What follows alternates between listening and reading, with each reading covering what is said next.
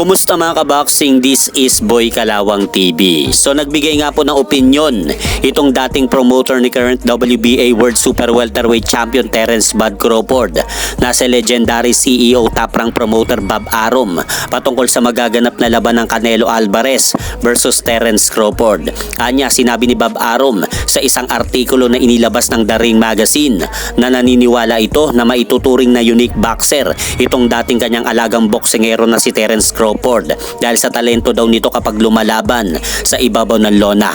At idagdag pa nga po mga idol ni Bob Arum na mahusay ang mga kamay ni Terence Crawford. At inihalin tulad pa nga po ni Bob Arum ang magaganap na laban na yan nila Terence Crawford at Saul Canelo Alvarez sa laban ng ating pambansa kamao Manny Pacquiao at Golden Boy Oscar De La Hoya. Kaya kahit medyo hindi maganda ang nangyari kila Bob Arum at ang dating alagang boksingero na to na si Terence Crawford, ay pumabar pa rin po si Bob Arum kay Terence Crawford. At sa kabilang balita naman, kahapon nagkaharap na sina current undisputed world super bantamweight champion na Naoya Inoue at ang makakalaban po nito sa Biyernes, January 24 sa bansang Japan na Koreanong boksingero na si Yejun Kim. Dahil kahapon nga po mga idol naganap ang kanilang press conference sa bansang Japan.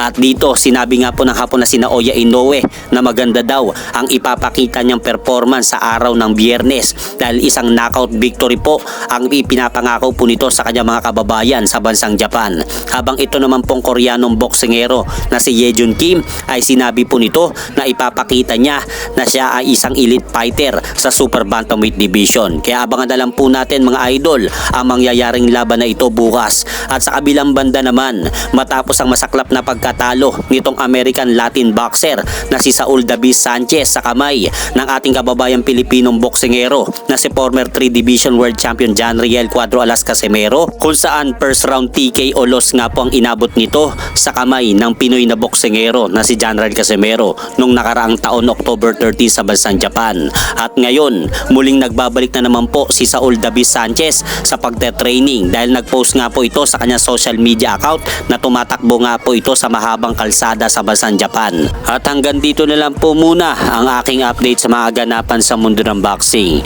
At syempre mga idol, huwag nyo rin pong kalimutan, pakisuportahan nyo naman po muna ang ating munting channel.